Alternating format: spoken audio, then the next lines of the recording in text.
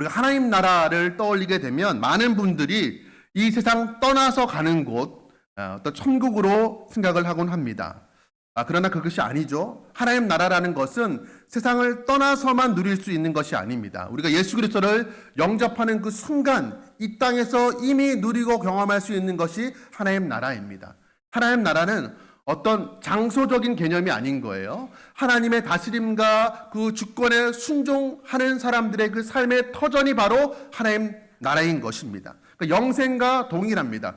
영원한 삶, 영생이라는 것은 우리가 죽어서 천국에 가서 그때 비로소 영생이 시작되는 것이 아니라 예수 그리스도를 우리의 삶의 주인으로 모시고 살아갈 때 이미 우리는 이 세상에서부터 영생을 누리며 살아가게 되는 것입니다.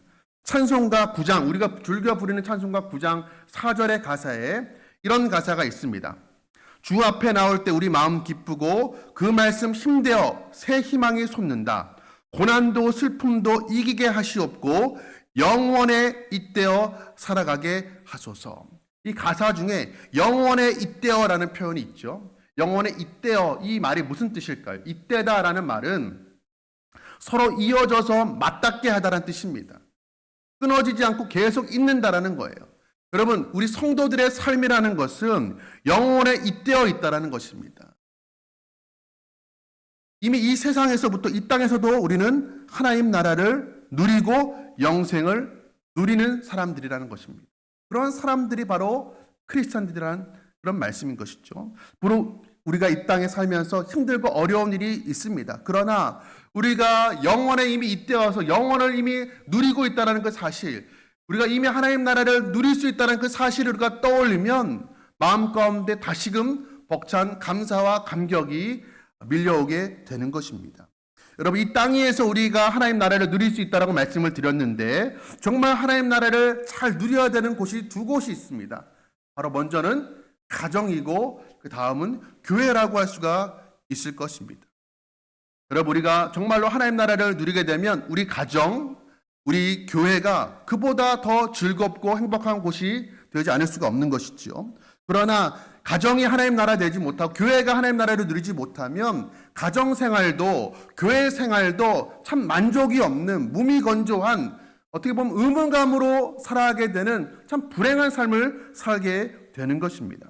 그렇다면 우리가 이 땅에서 하나님 나라를 누리며 살아가야 되는데, 우리 가정이 그런 가정이 되어야 되는데, 하나님 나라를 누리는 가정은 어떤 가정인가? 오늘 잠언 말씀은 세 가지로 하나님 나라를 누리는 가정에 대해서 우리에게 말씀하고 있습니다.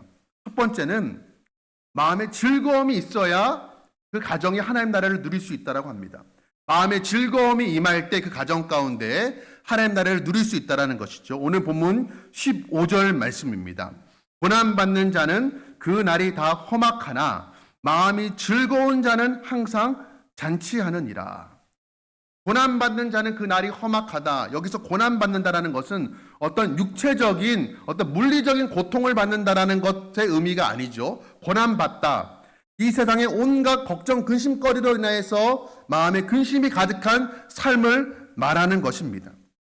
예수님께서 이런 사람들, 이런 세상의 걱정, 근심을 다 끌어안고 거기에 사로잡혀서 고난받는 사람들에게 하신 말씀이 있습니다. 내가 너희에게 필요한 것이 무엇인지 다 알고 있다. 그러나 하나님을 정말로 신뢰하고 하나님을 의지하는 사람은 먼저 해야 될 것이 있다. 뭐라고 말씀하십니까? 먼저 그의 나라와 그의 의를 구하라. 그리하면 이 모든 것을 너희에게 더하시리라. 우리 주님께서 말씀해 주셨습니다. 하늘 아버지께서 우리의 필요를 아신다라고 말씀해 주셨습니다. 필요를 아시는 것에 그치는 것이 아니죠. 그 필요를 아셨다라면 그 필요에 차고 넘치도록 공급해 주시는 분이 우리 하나님이시라는 그런 말씀인 것입니다. 바울도 동일하게 말씀합니다. 아무것도 염려하지 말고 근심하지 말라고 말씀합니다. 오직 기도와 간구로 우리의 필요한 것을 하나님께 아뢰라고 말씀드립니다. 그리하면 모든 지각에 뛰어난 하나님의 평강이 우리의 생각과 우리의 마음을 지키신다라고 말씀을 하였습니다. 여러분, 우리 그리스도인들이 누리는 기쁨과 평강, 모든 것이 잘 풀릴 때 누릴 수 있는 것이 아니라는 것이죠. 그리스도의 평강이 우리의 마음을 지키기 때문에 우리가 어떤 상황 가운데서도 기뻐할 수 있다라는 그런 말씀인 것입니다. 여러분, 그리스도의 그 평강이 우리 마음 가운데 충만하게 차면 그럼 어떻게 되는 것일까요? 우리 마음이 즐거움을 그때 누리게 됩니다. 여러분, 마음이라는 것은 모든 것의 중심이 되는 것입니다. 마음이 편해야 삶이 즐겁고 행복해질 수가 있는 것이죠. 잠언 말씀에도 이런 말씀을 합니다. 무릇 모든 것보다 마음을 지켜라. 무릇 지킬 만한 것보다 마음을 지켜라. 그렇게 말씀합니다. 이는 만물의 근원이 마음에서 나오기 때문이라고 그렇게 말씀을 하고 있습니다. 마음이 즐거워야 됩니다. 어떻게 마음이 즐거울 수 있는가? 그리스도의 평강이 우리의 삶 가운데 충만히 채워지면 마음에 즐거움이 있다라고 말씀하고 있는 것이죠. 그럼 마음이 즐거운 사람은 어떤 사람인가? 우리가 하나님 앞에서 구원받은 존재라는 사실을 기억하는 사람들, 마음 가운데 구원의 기쁨과 감격이 있는 사람들이 정말로 마음의 즐거움을 누릴 수 있는 사람들인 것입니다.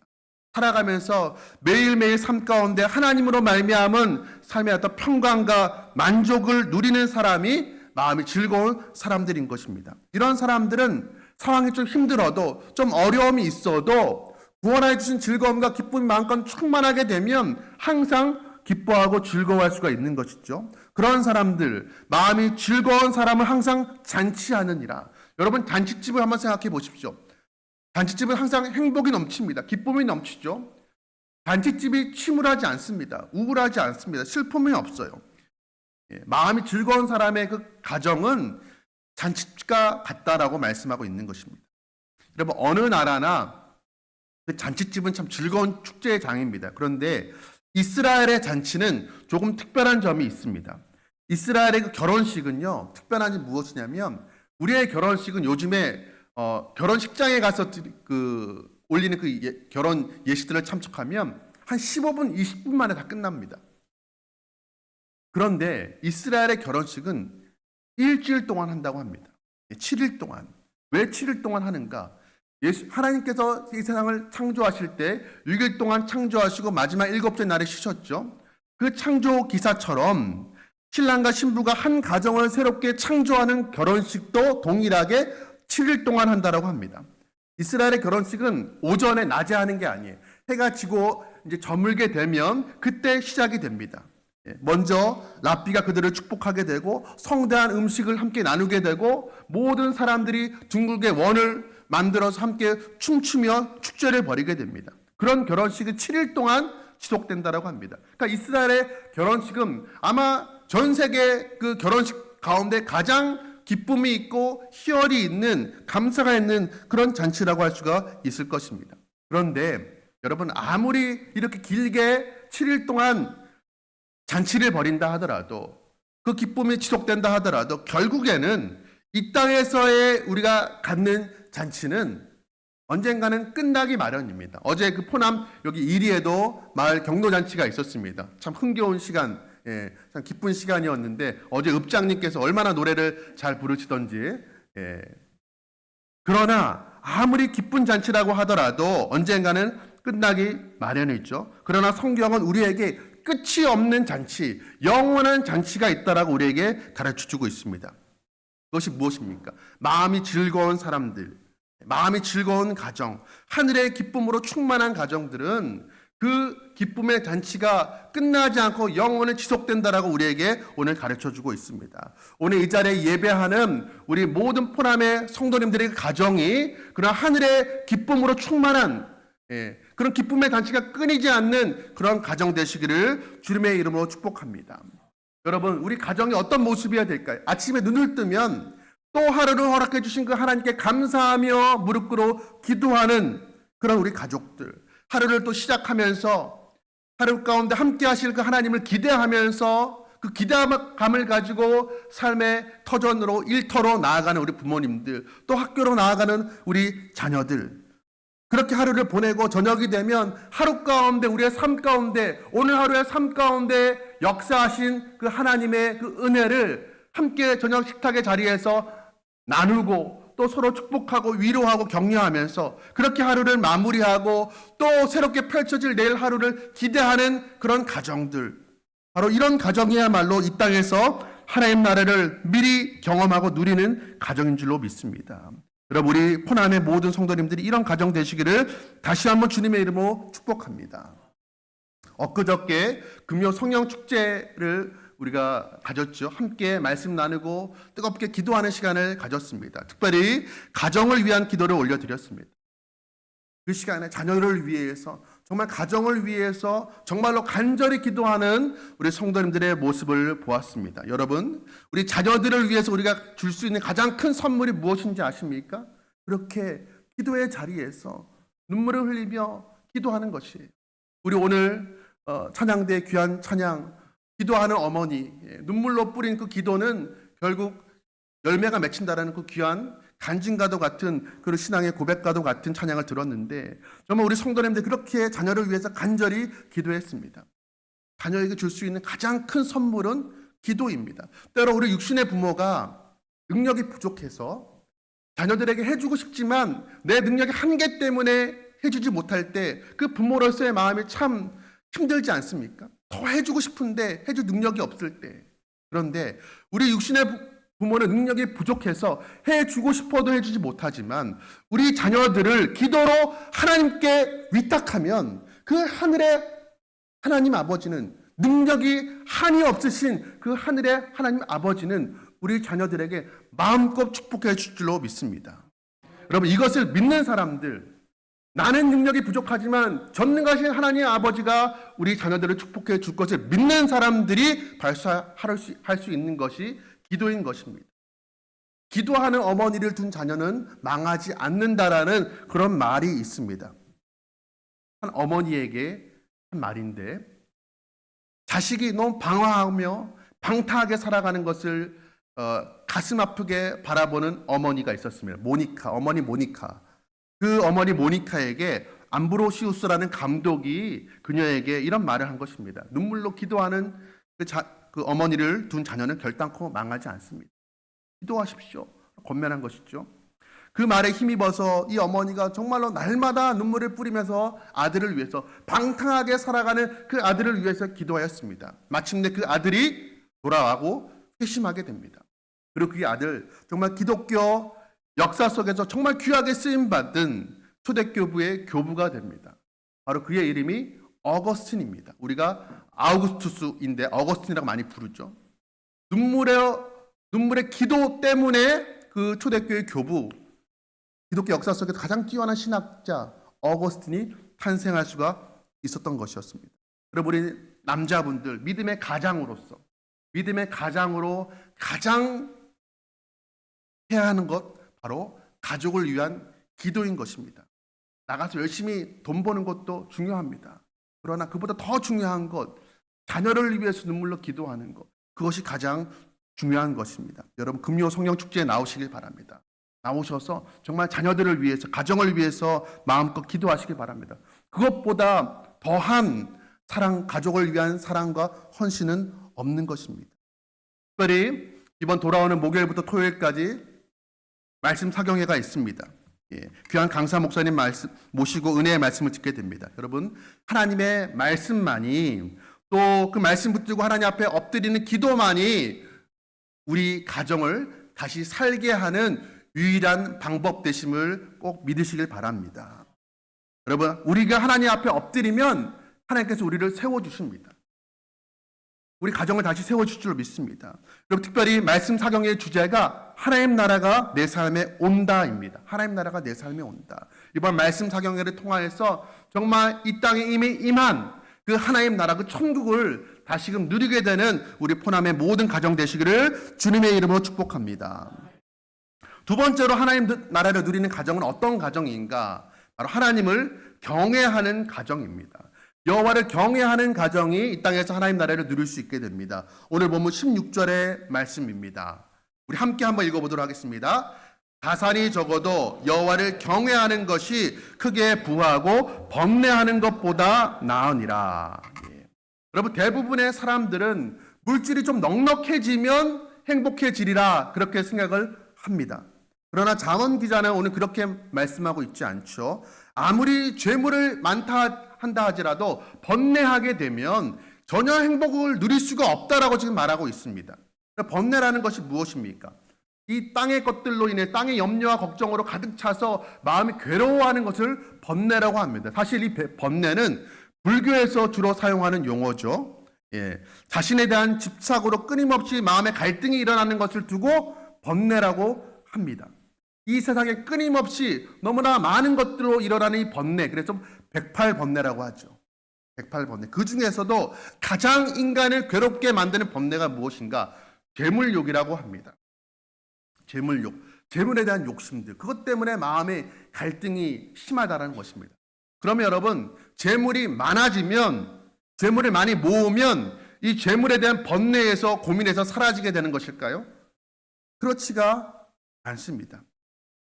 재물을 아무리 많이 모은다 하더라도 이 재물에 대한 번뇌에서 벗어날 길이 없습니다. 비단 재물뿐이 아닙니다. 명예도 그러하고 권력도 그러하며 쾌락도 그러한 것입니다. 어떠한 것을 다 누린다 할지라도 우리 마음 가운데 진정한 하늘의 평강을 누릴 수가 없습니다. 왜 그렇습니까? 우리 마음 가운데는 하나님만이 채울 수 있는 영혼의 빈방이 있기 때문에 그렇습니다. 그 빈방은 아무리 재물로 채우든 권력으로 명예로 다른 것으로 채운다 한들 그 방은 절대로 채워지지 않습니다. 오직 하나님만으로, 하나님이 주시는 것만으로 채워지기 전에는 그 영혼의 빈방은 절대로 채워지지 않는 것입니다. 그렇다면 여러분, 하나님 나라의 기쁨을 누리는 가정은 어떤 가정입니까? 하나님을 경외하는 가정, 여호와를 경외하는 가정입니다. 경외한다는 말 뜻이 무엇입니까? 경외한다는 말은 두려워한다는 것입니다. 그런데 이 두려워한다는 말이 무서워한다는 말의 뜻이 아니죠. 하나님을 경외한다는 말의 뜻은 무엇이냐면 우리가 하나님 앞에 설 때 창조주 하나님 앞에 선 피조물로서 그 하나님과 나와의 격차를 알고 그 차이를 알고 한없이 큰 그 차이를 인정하고 그 하나님 앞에 정말로 겸손하게 서는 것. 정말로 그 창조주 하나님, 그 구원자 하나님, 창조주 하나님을 정말 하나님 되게 인정해 드리는 것. 그것이 바로 하나님을 경외하는 것입니다.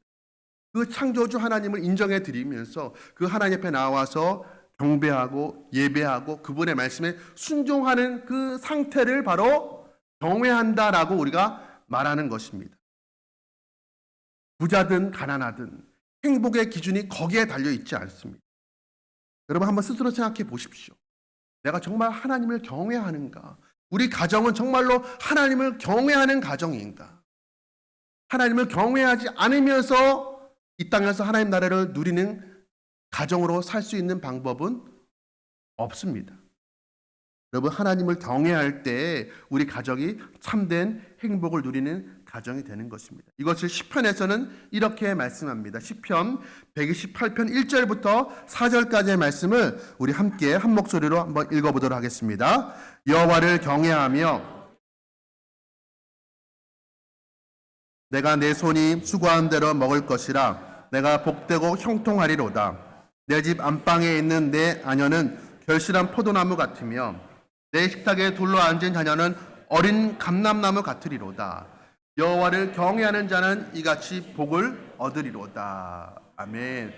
여러분 하나님의 복과 형통을 누리는 가정, 또 결실한 포도나무 같은 그런 아름다운 아내, 미래의 결실을 약속하는 그런 어린 감람나무 같은 그런 자녀들, 여러분 이 행복한 가정 우리가 모두 꿈꾸고 바라는 가정 아니겠습니까? 그런데 이런 가정의 시작이 출발이 어디에서부터 시작된다라고 지금 말하고 있습니까?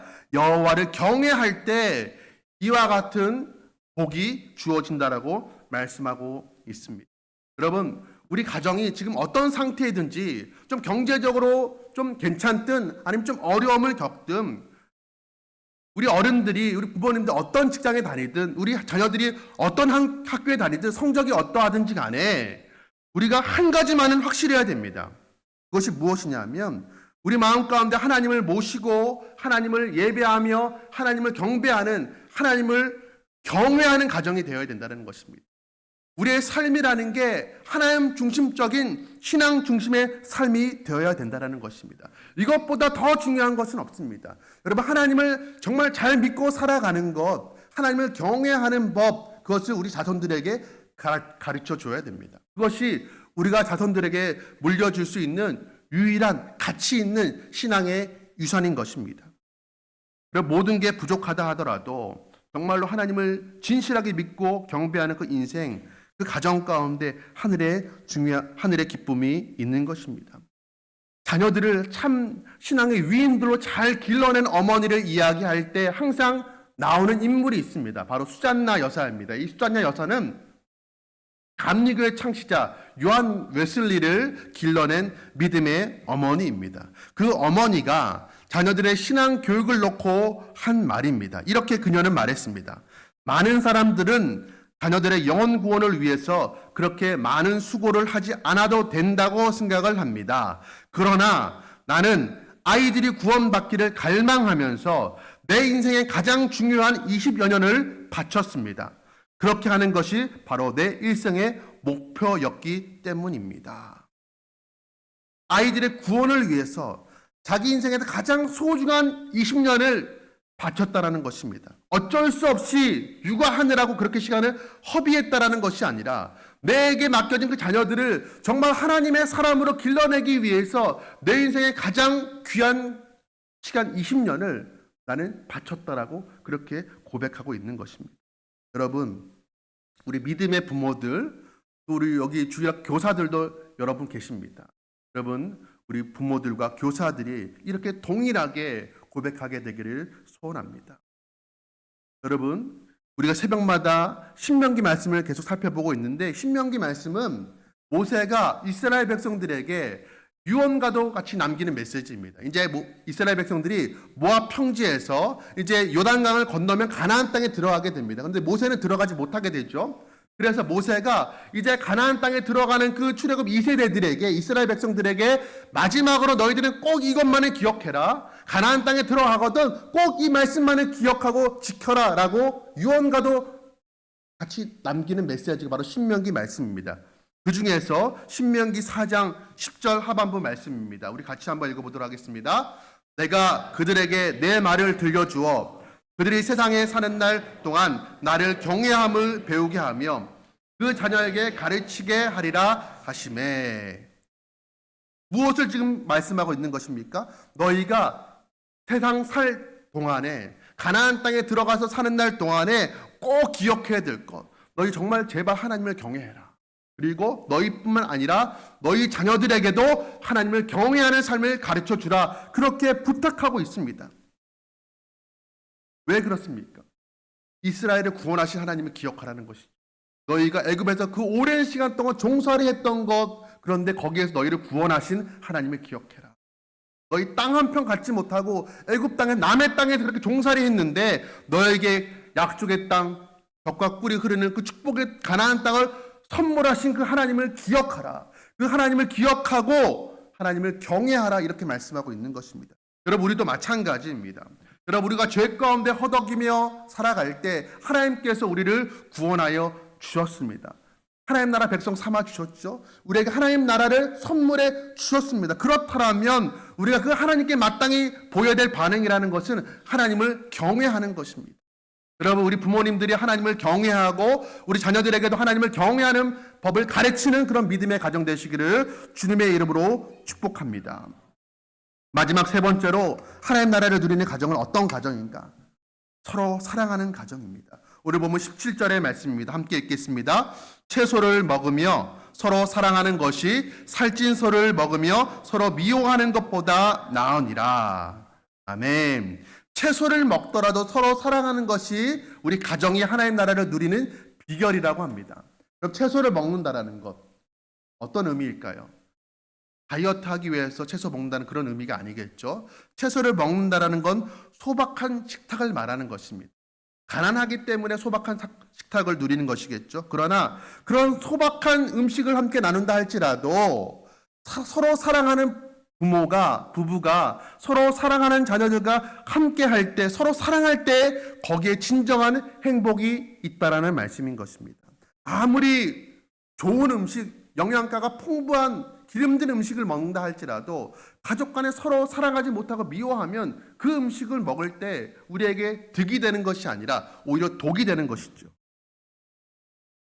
톨스토이는 이런 말을 했습니다. 사람은 빵을 먹고 사는 것이 아니라 사랑을 먹고 산다라는 말을 했습니다. 사람은 빵을 먹고 사는 것이 아니라 사랑을 먹고 산다라는 것입니다. 여러분, 언젠가 우리가 세상을 떠날 날이 오겠죠. 그날에 우리는 저 하늘나라에서 하나님이 우리를 위해서 차려주시는 그 상을 우리가 마주하게 될 것입니다. 하나님 나라의 식탁을 우리가 함께 누리게 될 것이에요.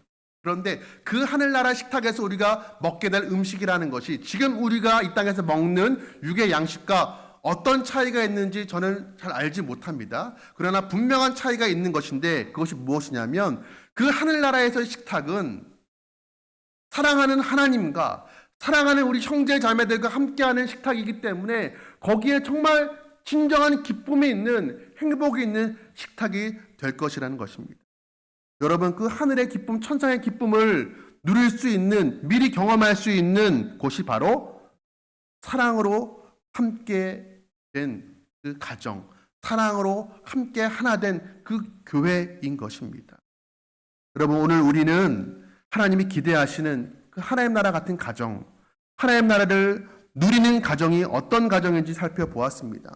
즐거운 마음으로 살아가는 가정, 하나님을 경외하는 가정, 서로 소박한 식탁을 나눈다 할지라도 사랑하는 그 가정이 하나님 나라를 누리는 가정인 것입니다. 가끔 가다가 도심지를 지나가다 보면은 모델하우스를 볼 때가 있습니다. 모델하우스, 모델들이 사는 집이 아니죠. 모델하우스는 어떤 집입니까? 모델하우스, 새로 아파트를 지어서 입주하기 전에 그 살 집이 어떤 집인지를 미리 이렇게 보여주는, 그대로 본따서 만든 견본 주택이 모델하우스입니다. 그런데 여러분, 우리 가정이, 우리 교회가 하나님 나라의 모델하우스가 되어야 될 것입니다. 언젠가 우리가 완전하게 누리게 될 저 천국에서의 그 기쁨과 그 행복을 미리 이 땅에서 우리가 경험할 수 있는 곳이 바로 하나님 나라의 모델하우스가 되는 우리 가정이고 우리 교회 되기를 주님의 이름으로 축복합니다. 여러분, 좌우 양옆의 사람과 함께 이렇게 인사했으면 좋겠습니다. 우리 가정이 하나님 나라의 모델하우스입니다. 다시 한번 인사하겠습니다. 우리 교회가 하나님 나라의 모델하우스입니다. 여러분, 누군가 우리에게 정말 예수님을 잘 믿는 가정이 어떤 가정입니까? 정말 예수님을 잘 믿어서 정말 이 땅에서도 하나님 나라를 누리는 가정이 어떤 가정인지 한번 보여주십시오라고 우리에게 질문을 할 때, 그때 우리가 한번 저 집사님 가정을 보십시오. 저 권사님, 저 장로님 가정을 한번 보십시오. 이 땅에서도 하늘의 기쁨을 누리며 살아가는 가정들, 바로 저 가정입니다 라고 대답할 수 있는 가정이 우리 모두의 가정이 되기를 간절히 소원합니다. 어떤 누구의 특별한 가정만이 아니죠. 어떤 교회를 오래 다닌 사람들, 어떤 교역자, 중직자들만의 그런 가정이 아닌 것입니다. 예수 그리스도를 정말로 주인으로 삼고 살아가는 그 모든 가정이 그런 믿음의 가정이 될 것입니다. 여러분, 우리 성도님들, 이 땅에서도 하나님 나라의 기쁨을 이 가정에서, 우리 교회에서 함께 누리고 그 하나님 나라를 증거하며 살아가는 우리 복된 가정, 우리 포남교회 되시기를 주님의 이름으로 축복합니다. 이 시간에 우리 함께 찬양 드리도록 하겠습니다.